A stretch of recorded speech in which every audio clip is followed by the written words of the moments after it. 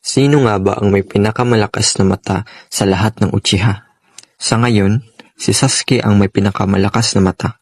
Matapos makuha ang Eternal Mangekyo Sharingan at Rinnegan, ay tumaas ang kanyang kapangyarihan. Kaya niyang kontrolin ang espasyo at oras gamit ang kanyang Rinnegan at gamitin ang mga teknik tulad ng Aminoto Jikara at Chibaku Tensei. At syempre gamit ang Eternal Mangekyo Sharingan, kaya niyang gamitin ang Amaterasu, Susanoo at Tsukuyomi, mga teknik na kayang talunin ang sinumang kalaban. Pero hindi natin pwedeng kalimutin si Madara Uchiha.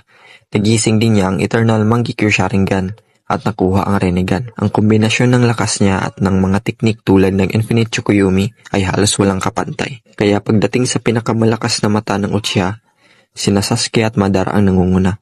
Pero dahil sa mga bagong tagumpay ni Sasuke, siya ang itinuturing na may pinakamalakas na mata sa kasaysayan ng Uchiha.